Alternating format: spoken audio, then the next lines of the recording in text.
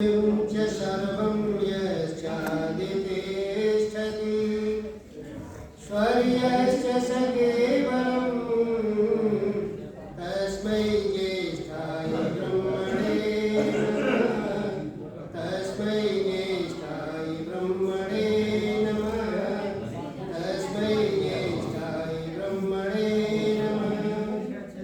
तीनों कालों का जिसे पूरा यथावत जान है, सृष्टि सारी में प्रतिष्ठित बस वही भगवान है स्वयं सुख रूप केवल मुक्तिदाता नाम है। उस महात्म ब्रह्म को श्रद्धा समेत प्रणाम है। जिस बुद्धि को मांग के साधु संत सुजान, उस बुद्धि का हे प्रभु देना हमको दान। वेद स्वाध्याय सत्संग करते रहो, वेद स्वाध्याय सत्संग करते रहो। एक दिन प्राप्त सद्ज्ञान हो जाएगा, शांति होगी परम भ्रांति मिट जाएगी, पाप तापों का अवसान हो जाएगा। वेद स्वाध्याय सत्संग करते रहो, एक दिन प्राप्त सद्ज्ञान हो जाएगा। अपनी समाज के समस्त पदाधिकारी वृंद, अत्यंत श्रद्धा की भाजन वंदनीय मातृशक्ति, आर्यभद्र पुरुषों और प्यारे बच्चों, ईश्वर की महान कृपा है जिसकी कृपा से हमें इस तरह का सुअवसर मिलता है जिसमें कुछ देर बैठ करके कुछ धार्मिक चिंतन करते हैं और सुनते हैं। सज्जनों, विषय मेरा योग दर्शन का चल रहा था, जिसमें साधन पाद का प्रथम सूत्र तप स्वाध्याय ईश्वर प्रणिधान, जिसमें केवल और केवल मैंने सबसे पहले ईश्वर प्रणिधान को लिया था। अभी दो विषय उसमें छूटे हुए हैं, लेकिन मंत्री जी कहने लगे कि आप थोड़ा वेद मंत्रों की तरफ भी ध्यान दें, वेद मंत्रों की व्याख्या भी यहाँ सुनाया करें। तो आज उसी क्रम में महर्षि दयानंद के द्वारा रचित आर्याभिविनय का जो प्रथम मंत्र है उसको मैंने लिया है। सज्जनों, आर्य को कैसे ईश्वर की प्रार्थना करनी चाहिए, इस मंत्र के अंदर ये दिया हुआ है कि आर्य को कैसे प्रार्थना करनी चाहिए। महर्षि दयानंद ने इस मंत्र की व्याख्या में बड़ा कमाल किया है। महर्षि दयानंद ने ये कहा है कि भाई ये आर्य लोग जो है ये ईश्वर से प्रार्थना कैसे करें, ये करना नहीं जानते, इनको करना सिखाइए। तो सबसे पहले जो है ये मंत्र इन्होंने रखा, आर्याभिविनय नाम की पुस्तक बनाई, जिसके दो प्रकाश लिखे हैं, प्रथम प्रकाश और द्वितीय प्रकाश। प्रथम प्रकाश में ये ऋग्वेद के मंत्रों को लिया है और द्वितीय प्रकाश में यजुर्वेद के मंत्रों को लिया है। जो विनियोग किया है वो बहुत ही उत्तम कोटि का विनियोग है। सज्जनों, पहला मंत्र है सन्नः मित्रो संवरणः शम्नो भवतु अर्यमा शम्न इंद्रो बृहस्पति शन्नो विष्णुरुक्रमः। ये मंत्र ऋग्वेद में भी है और यजुर्वेद में भी है। सज्जनों, ऋग्वेद में प्रथम मंडल के 90वें सूक्त का 9वां मंत्र है। इसके देवता विश्वदेवा हैं। विश्वदेवा ईश्वर को कहते हैं। इसकी जो सामग्री है वो ईश्वर है, ईश्वर के विषय में ही बताया गया है। और सज्जनों, इसके जो ऋषि हैं, मंत्र दृष्टा ऋषि, वो रहुगणो गौतम ऋषि बोले जाते हैं। गौतम ऋषि न्याय दर्शन वाले अलग हैं और इस मंत्र के दृष्टा अलग है। गौतम जो है गोत्र का नाम है। इस गोत्र में जितने भी विद्वान हुए हैं, जैसे गौतम ऋषि को जो न्याय दर्शन के जो भाष्यकार हैं, न्याय दर्शन के जो लिखने वाले हैं, वो ऋषि गौतम, उनको जो है अक्षिपाद ऋषि भी कहा जाता है। इसी तरह से ये राहुगण ऋषि हैं। ये जो छंद है वो अनुष्टुप छंद है। अनुष्टुप छंद 32 मात्राओं का होता है और इसमें एक मात्रा कम होने से 31 मात्राओं का छंद है ये। इसे कहते हैं नित्रत अनुष्टुप छंद। और ये गांधार स्वर में बोला जाता है।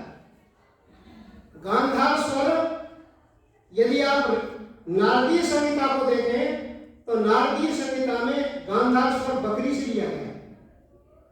जो बकरी बोलती है उससे यह स्वर लिया गया है। नारद मुनि ने बड़ा कमाल किया। नारद मुनि केवल वीणा ही नहीं बजाते थे। नारद मुनि जो है उन्होंने स्वर प्रक्रिया को पूरा लिखा है, लेकिन वो ग्रंथ आज उपलब्ध नहीं है। इसके जो रेफरेंस है वो दूसरे ग्रंथों में मिलते हैं। जिस समय तक्षशिला और नालंदा विश्वविद्यालय की जो लाइब्रेरी जब विधर्मियों ने जलाई तो बहुत बड़ा देश का नुकसान हुआ, बहुत बड़ा संस्कृति का हमारी का नुकसान हुआ है। उसमें ये ग्रंथ समाप्त हो गए और बाद में मिल नहीं सके। इस ग्रंथ का रेफरेंस दूसरे पुस्तकों में मिलता है, इसलिए नारदीय संहिता से लिया गया है। सज्जनों,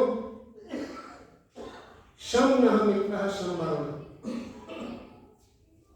परमात्मा हमारे लिए कैसा हो? शम नः भवतु, कल्याण करने वाला होना चाहिए। परमात्मा हमारे लिए कल्याण करने वाला हो। इसके साथ दिया गया है शम नः मित्र। परमात्मा कैसा कल्याण करने वाला हो? जैसे मित्र हमारा कल्याण किया करते हैं, इस तरह से परमात्मा हमारा कल्याण करने वाला हो। सज्जनों, मित्र हमारा कल्याण करते हैं, हमारा भला चाहते हैं। हमारा एक दूसरे का कल्याण हमारे अंदर इस मित्रता में छिपा हुआ है। लेकिन सज्जनों, ये जो यहाँ के मित्र हैं वो उस तरह से कल्याण नहीं कर सकते जैसे कल्याण ईश्वर किया करता है। ईश्वर दूसरी तरह से कल्याण किया करता है, लेकिन मित्र हमारे दूसरी तरह से कल्याण करते हैं। और यदि हम एक दूसरे का भला चाहें, हम रोजाना श्लोक बोला करते हैं कि सर्वे भवन्तु सुखिनः सर्वे सन्तु निरामयाः सर्वे भद्राणि पश्यन्तु मा कश्चित् दुःखभाग् भवेत्। हम मित्र की प्रार्थना करते हैं कि भाई सभी सुखी हो, सभी प्रसन्नचित्त रहें। लेकिन सज्जनों, हम कामना तो कर सकते हैं, लेकिन व्यवहारिक रूप से कर नहीं सकते। किसी का भला व्यवहारिक रूप से नहीं कर सकते। क्योंकि हम अल्प शक्तिमान हैं, अल्प बुद्धि हैं। हमें पता नहीं है कि मनुष्य का भला कैसे किया जाता है, लेकिन ईश्वर जानता है। ईश्वर जानता है कि कैसे भला किया जाता है। सज्जनों, मित्र के संबंध में एक श्लोक मिलता है नीति शतक में। नीति शतक बनाए गए। उस नीति शतक के बनाने वाले से पूछा कि आप नीति शतक क्यों बना रहे हो? वेद हमारे यहाँ पहले से मौजूद है। तो सज्जनों, नीति शतक वाला कहता है कि यन्नवे भाजने लग्न संस्कार अन्यथा भवे। भाई, हम तो उसको फर्स्ट एड दे रहे हैं मनुष्य को। जब कोई चोट लग जाती है ना, तो सबसे पहले फर्स्ट एड दी जाती है। डॉक्टर के पास पहुंचने से पहले कोई फर्स्ट एड दी जाती है। नीति शतक वैसे ही काम करते हैं, लेकिन वेद के अनुसार नहीं। वेद के अनुसार है तो सही, लेकिन वेद जैसा कल्याण नहीं करते। एक नीति शतक का श्लोक सुनिए। पापन निवारयति योजयते हिताय। मित्र की परिभाषा की कि पापन निवारयति योजयते हिताय और गुह्यं गुह्यति गुणान् प्रकटीकरोति आपदगतं जहाति ददाति काले सन्मित्र लक्षणमिदं प्रवदन्ति सन्तः। ये मित्र के लक्षण बताए गए हैं कि भाई कैसा मित्र होना चाहिए कि जो हमारा जो है हमारे जो गुण, हमारे जो योजयते हिताय, हमारे जो हमें जो है हमारे गलत कार्यों से बचाए हमें और अच्छे कार्यों में हमें जोड़े। सज्जनों, पापान निवारयति, क्या पापों से हमारा मित्र, जो यहाँ के मित्र हैं, क्या पाप से हमें दूर कर सकते हैं? पाप की परिभाषा पहले आप समझ लीजिए कि पाप होता कहाँ पर है। जब तक हमने किसी के बारे में कुछ गलत सोचा, सिर्फ पाप यहाँ तक। और आंतरिक अंदर मन में सोच रहे हैं, तो यहाँ के मित्र को कैसे पता चल सकता है कि हम क्या सोच रहे हैं? लेकिन ईश्वर को पता चलता है। सज्जनों, जिस समय वो पाप जो है कर्म में तब्दील हो गया, हमने कोई किसी का बुरा कर दिया तो वो दुष्कर्म हो गया, वो पाप जो है दुष्कर्म में परिवर्तन हो गया और उसका फल अवश्य में मिलेगा, उसका कोई रोक नहीं सकता। लेकिन पाप को प्रायश्चित से रोका जा सकता है। जब तक पाप मन में है, उसको प्रायश्चित से रोका जा सकता है, ईश्वर के ध्यान से रोका जा सकता है, ईश्वर के साथ निवेदन करने से रोका जा सकता है उसको। लेकिन जब वो कर्म में तब्दील हो गया तो फिर उसको रोका नहीं जा सकता। फिर तो उसका संस्कार बनेगा और संस्कार के बाद उसको उसका फल मिलेगा जीवात्मा। इसलिए पापान निवारयति, मित्र जो है ये फर्स्ट एड दी गई कि भाई जो हमें जो गलत कार्यों से बचाए। उपदेश दो चार तीन तरह के होते हैं। सबसे पहला उपदेश है प्रभु सम्मत उपदेश, जो मालिक आर्डर देता है। मालिक जब कहता है नौकर को कि भाई तुम्हें ये काम करना है, तो उसने करना ही है, उसमें कोई लाग लपेट नहीं, इलोचित नहीं कोई उसको। लेकिन दूसरा उपदेश है सुहृद सम्मत उपदेश, मित्र के समान उपदेश। मित्र जो है समझाता है कि भाई तेरा कल्याण इसमें है, ये ठीक नहीं कर रहा तू जो कर रहा है, मित्र उसको समझाता है, इसलिए वो सुहृद सम्मत है। और तीसरा है कांता सम्मत उपदेश, जो पत्नी समझाती है, धर्मपत्नी जब समझाती है वो भी बड़ी जल्दी समझ में आ जाती है। तो वेद का जो ज्ञान है वो प्रभु सम्मत उपदेश है। जैसे मालिक आर्डर देता है, उसमें कोई लाग लपेट नहीं, आपको वो काम करना ही है। और सज्जनों, बाकी जो उपनिषद इत्यादि हैं, मनुस्मृति इत्यादि हैं, इनके जो उपदेश है वो सुहृद सम्मत है। और जो काव्य है जैसे रामायण है, महाभारत है और नीति शतक है, इनके जो उपदेश है वो कांता सम्मत उपदेश है, जैसे पत्नी समझाती है। तो सज्जनों, इस तरह से ये जो उपदेश दिए गए हैं इसमें प्रभु सम्मत उपदेश, ये जो प्रभु सम्मत उपदेश है कि भाई परमात्मा हमारा मित्र है। और पापान निवारयति, मित्र जो है मित्र परमात्मा पाप से निवारण कर सकता है, उसके मन में लज्जा शंका भय पैदा कर करके उसके पाप को दूर करता है।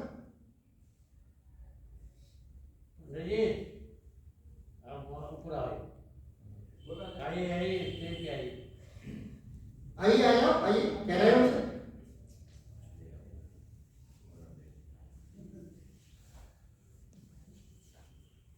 आप स्टेज पे आइए।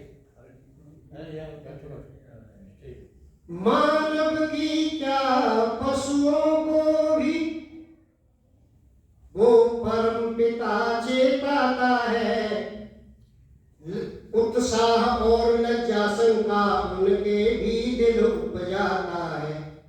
परमात्मा के अंदर एक ताकत है, वो हमारे अंदर जब कोई गलत कार्य हम पर सोच रहे हैं तो लज्जा शंका भय पैदा कर करके उनको रोकता है। लेकिन मित्र नहीं रोक सकता। मित्र जो है उसे तो पता ही नहीं है। और यो जयते हिताय, और हित के कार्य में जोड़ता है। सज्जनों, हम मित्र के साथ भला करते हैं, मित्र को जो है हमारा भला करते हैं, हम मित्र का भला करते हैं। लेकिन सज्जनों, यदि सूक्ष्मता से देखा जाए तो हमें पता ही नहीं है मित्र का भला कैसे होगा। हम बहुत से ऐसे कार्य कर जाते हैं जो मित्र के हित में नहीं जाते, और मित्र भी हमारे साथ अच्छा करते हैं, लेकिन वो बहुत सा ऐसा कार्य कर जाते हैं जो हमारे हित में नहीं जाते। हित केवल और केवल ईश्वर सोच सकता है। इसलिए महर्षि दयानंद इस मंत्र की व्याख्या करते हुए लिखते हैं कि हे दुनिया के लोगों, ईश्वर जो है सर्वथा सबका निश्चित मित्र है। इसलिए इस मंत्र में कहा गया है कि ये जो है शम नाम मित्र, वो मित्र के समान है। संवर्ण, वो वर्ण करने योग्य है। वर्ण करने योग्य क्यों है? कि वो मित्र सबसे बड़ा ज्ञानवान है, उससे बड़ा धनवान कोई नहीं, उससे बड़ा बलवान कोई नहीं। जब इतने गुणों को लिए हुए जो मित्र है वो वर्णीय होता है। हम किसी गैर समझदार से दोस्ती नहीं जोड़ते, हम किसी गैर समझदार को अपना मित्र नहीं बनाते। जो हमसे ज्यादा समझदार होता है उसके पास बैठना पसंद करते हैं। सज्जनों, वो वर्ण है, वो वर्णशील है। और वर्णीय कौन होता है? जो आवरण रखता है और जो सबकी रक्षा करता है, वो केवल और केवल ईश्वर कर सकता है। इसीलिए मित्र के संबंध में बताया कि पापा हमारे जो गुण हैं, हमारे जो अवगुण हैं, जो छिपाने की चीजें हैं, वो मित्र उसको छिपाता है। ये आधुनिक मित्रों के लक्षण दिए हुए हैं, लेकिन ऐसा होता नहीं, ऐसा होता नहीं। क्योंकि हम जो है कोई भी बात छिपाएंगे तो स्वयं छिपा ले। यदि मित्र के संबंध में छह सर्वननीय परत कहानी और नाश सत्य तुम्हारा मम जानी, रामायण का एक चौपाई आती है तुलसीदास की लिखी, कि जब छह कानों में जो चीज पड़ गई वो तो फैली ही है, वो छिप नहीं सकती। इसलिए मनस्तापम वित्तनाशम मनस्तापम ग्रहे दुष्चरितानि च। हमारा जो कोई धन नष्ट हो जाए तो उसको बताना नहीं चाहिए किसी से कि धन नष्ट हो गया हमारा। क्यों? कहेंगे लोग बड़ा समझदार बनता था, देखो नुकसान हो गया। वित्तनाशम मनस्तापम, मन में जो कोई ताप हो, मन में कोई अप्रसन्नता है, उसको भी नहीं बताना चाहिए। लोग नाजायज फायदा उठाते हैं उसका। और ग्रहे दुष्चरितानि च, घर में कोई बन कुंवर बन जाए, कोई गड़बड़ हो जाए घर में, तो उसको भी दूसरे को नहीं बताना चाहिए। मने दुष्चरितानि च और वंचनम अपमानम च, कोई ठग ले तुम्हें, उसको दूसरे को नहीं बताना चाहिए।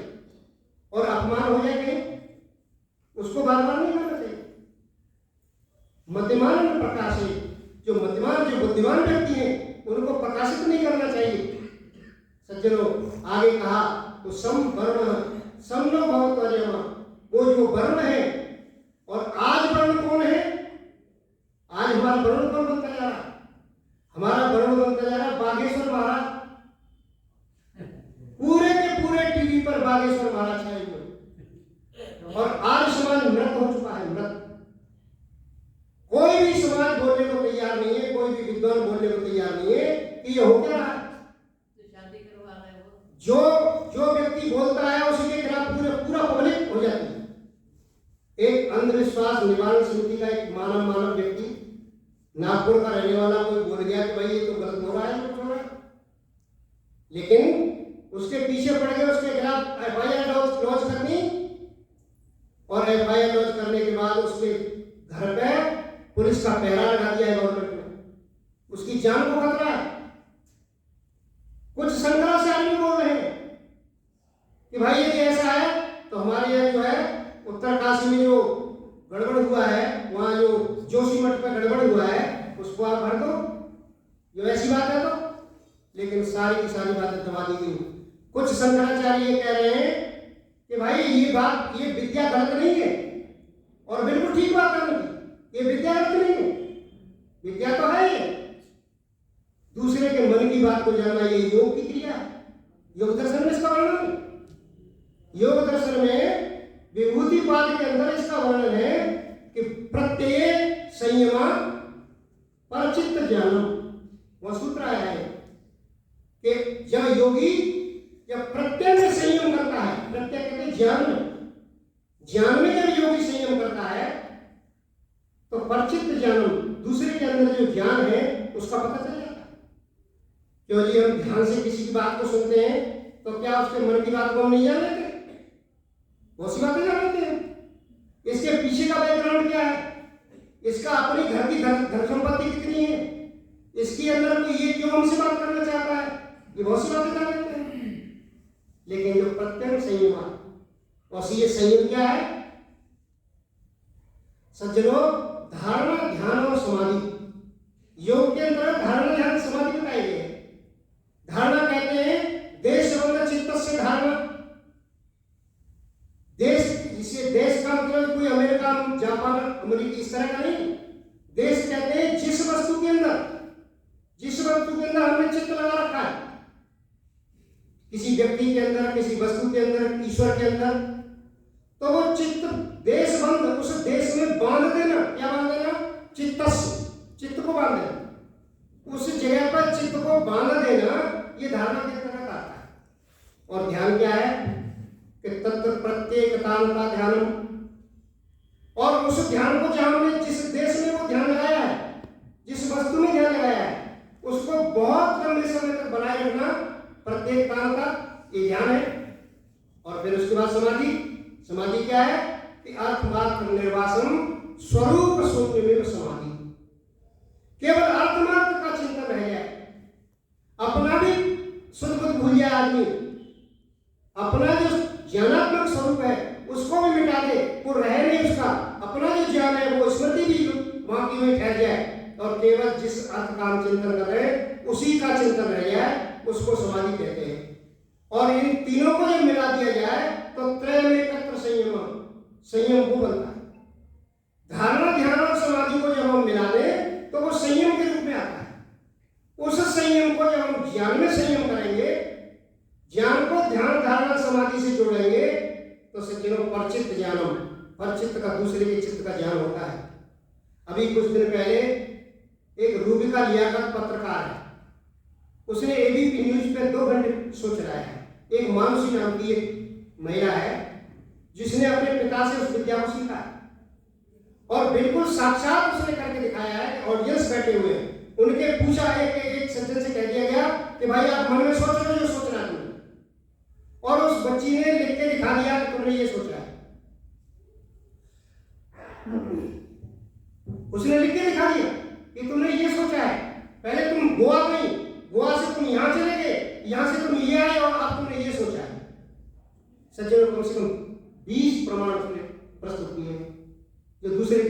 एक शंकराचार्य जो है वो भी लाइन पाए, जो हनुमानगढ़ी के महंत हैं अयोध्या के, वो भी लाइन पाए, और उन्होंने कहा कि भाई मेरे मन की बात बताओ तो मैं बताऊं, जानू तुम्हारा। तो बोला स्वामी जी सोच लीजिएगा। उन्होंने सोचा, और सोचने के बाद उसने पूरा का पूरा लिख के बता दिया कि आपने ये सोचा। तो संत दंग रह गया, ऐसा हो कैसे जाए।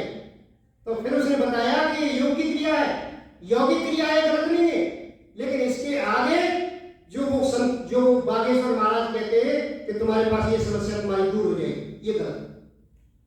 लेकिन आज समाज बोलने को तैयार नहीं, आज समाज को नहीं बोल रहा, क्योंकि आज समाज मृत प्राय हो चुका है। कोई भी विद्वान बोलने को नहीं, कोई संगठन बोलने को तैयार नहीं है। क्यों? ये क्या हो गया? आज समाज के पास तो बड़ी बड़ी विभूतियां हैं।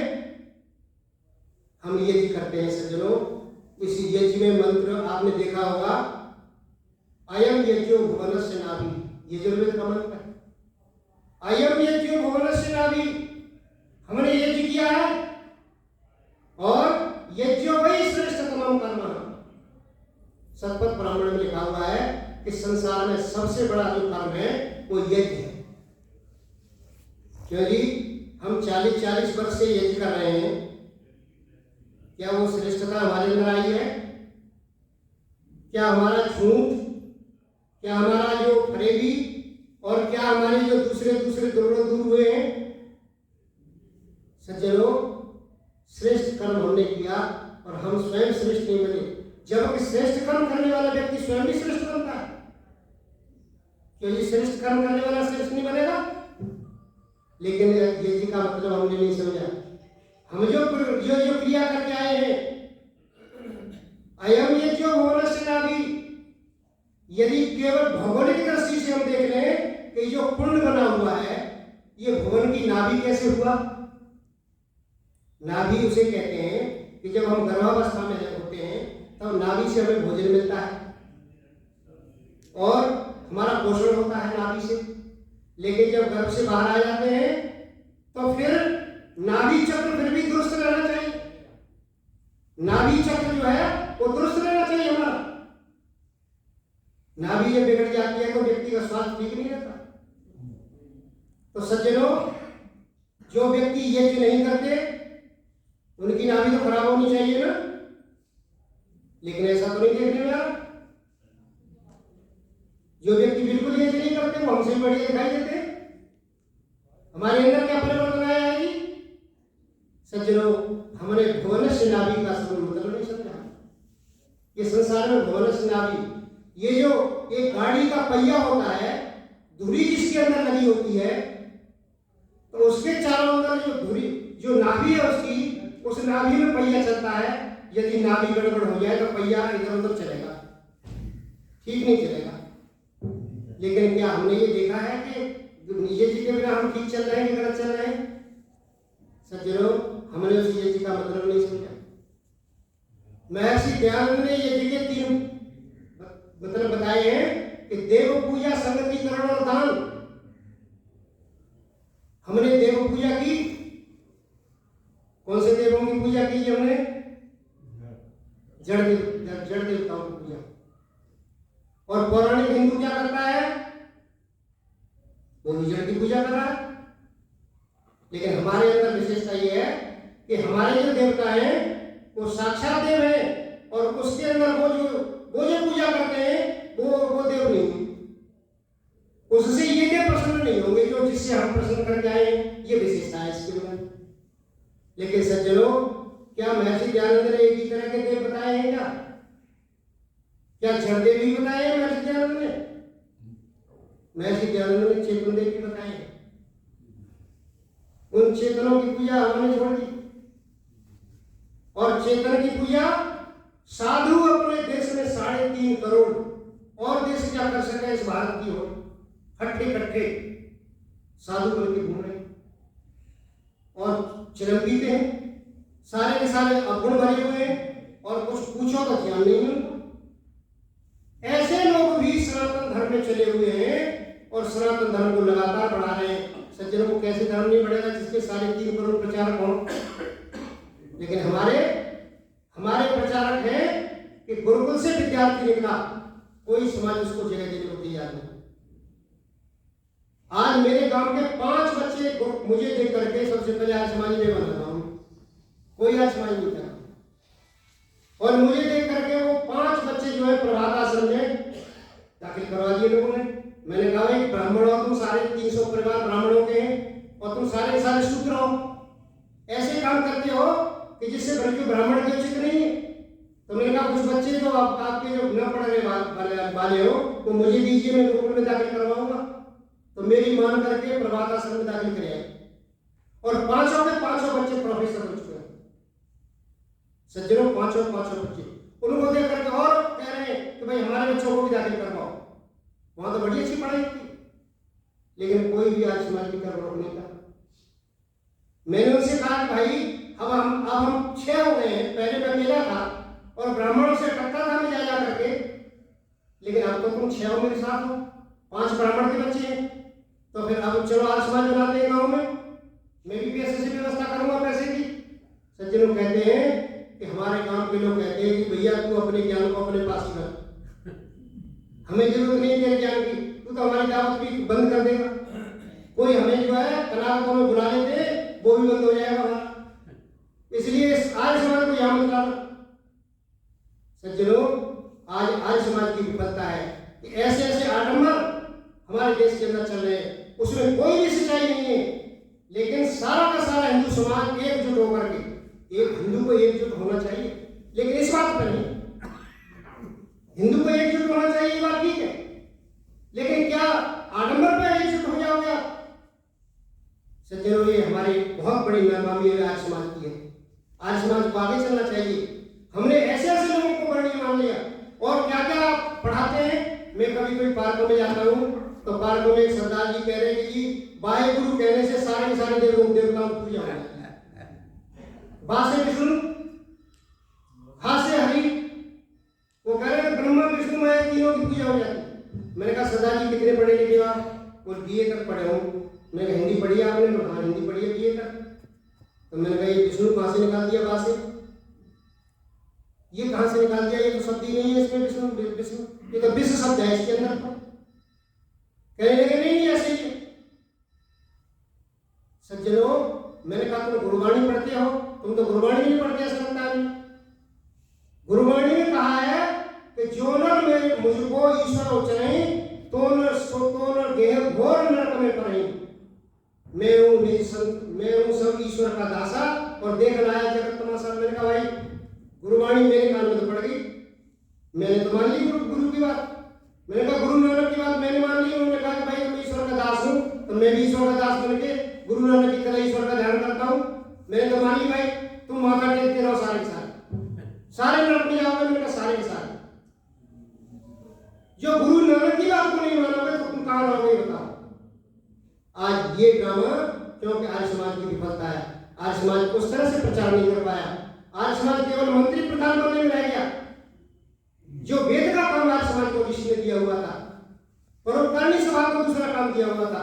उन्होंने उनको साहित्य छापना, उनको साहित्य को वितरित करना, विद्वान तैयार करना, ये उनका काम था। और जब तक जीवित रहे डॉक्टर धर्मवीर पूरा काम सुचारू चला। अब भी चल रहा है वहां, लेकिन उतनी गति नहीं है उसके अंदर। धीरे धीरे गति आ रही है लेकिन गति नहीं है। लेकिन आर्य समाज ने वेद का प्रचार बिल्कुल बंद कर दिया। आज आर्य समाज वेद का प्रचार करना नहीं चाहता। इसके दूसरे कार्य हो गए। कोई बरात घर खोल के बैठ गया है, कोई जो है अपने आर्य समाज को उठा रहे टेंट हाउस बना दिया।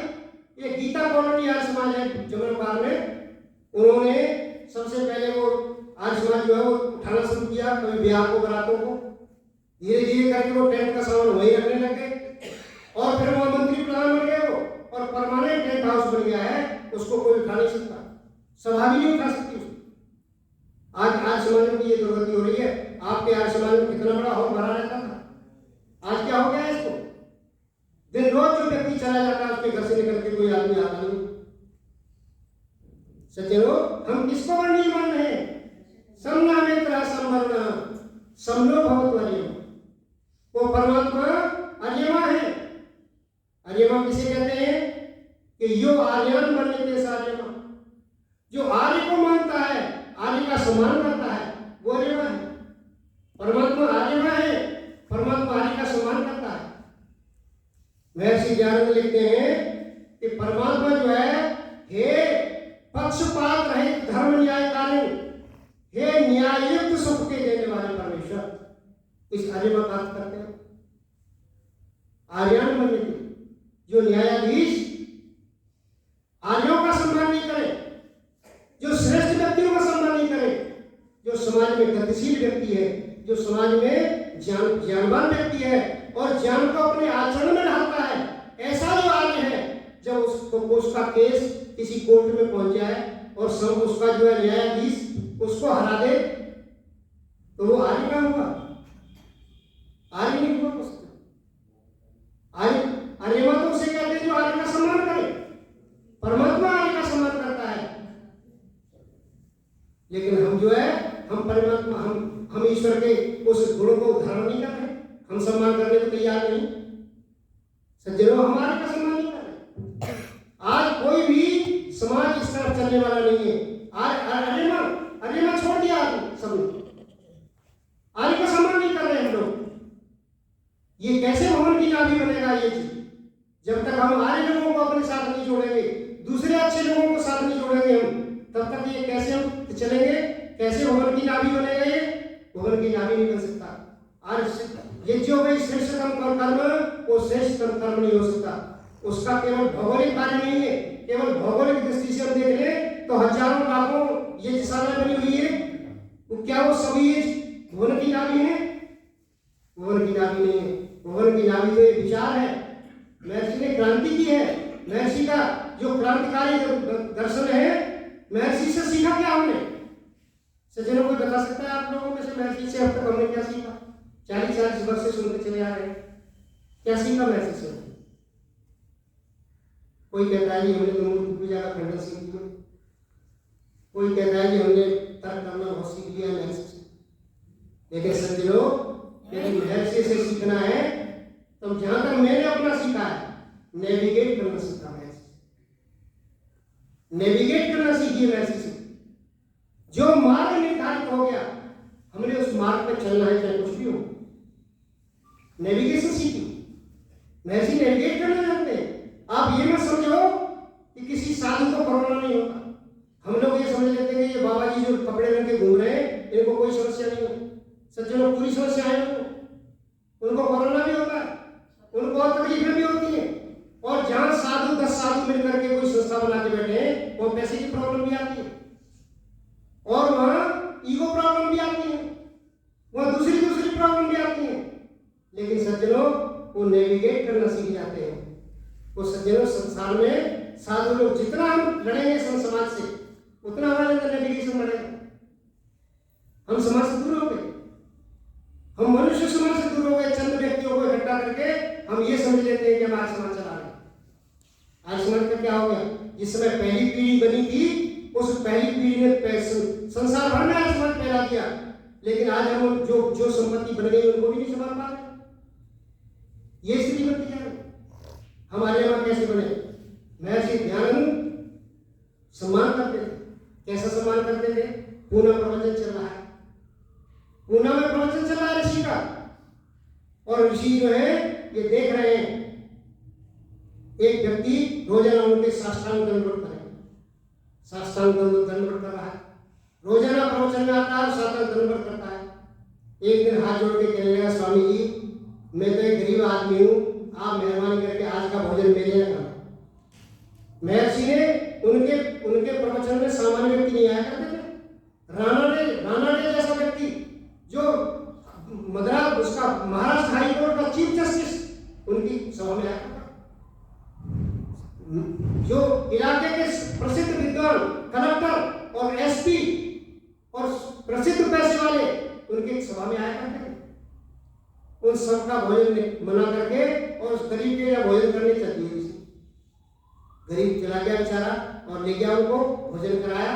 भोजन कराने के बाद उसने 100 रुपये उनको इनाम को दिया, दक्षिणा। महर्षि ने कहा, भाई आप जो है दक्षिणा दे, मैं आपसे नहीं लूंगा। क्यों? कि आपकी मुझे अच्छी स्थिति नहीं लग रही, आपकी अच्छी स्थिति नहीं है, इसलिए मैं दक्षिणा आपसे नहीं लूंगा। सज्जनों, दक्षिणा नहीं है किसी में। आज दक्षिणा की क्या हालत हो गई है? प्रोफेसर बना हुआ है व्यक्ति और सबसे ज्यादा दक्षिणा पीछे भाग रहे हैं। ये केवल श्रोतागण ही गड़बड़ नहीं है। यदि सूर्य किसी गंदगी को नहीं हटा पा रहा, तो वो गलती सूर्य की है, किसी विद्वान की गलती है जो हमें समाज को नहीं जोड़ पा रहे। ऐसा नहीं है कि केवल समाज ही दोषी है, विद्वान भी दोषी है। आज महर्षि दयानंद के रास्ते पर कोई नहीं चल रहा। महर्षि दयानंद जैसे निष्ठा व्यक्ति, एक तटस्थ व्यक्ति थी कि भाई आप आर्यमा बनो, आर्यों का सम्मान करो, आर्यों का जो है अपने आर्यों को जोड़ो, लेकिन हमने वो काम नहीं किया। सज्जनों, आज का प्रवचन इतना रखता हूँ। अगली लाइन का प्रवचन करवाऊंगी, आपके सामने रखूंगा, क्योंकि समय ज्यादा हो गया है। इन्हीं शब्दों के साथ ओम शम।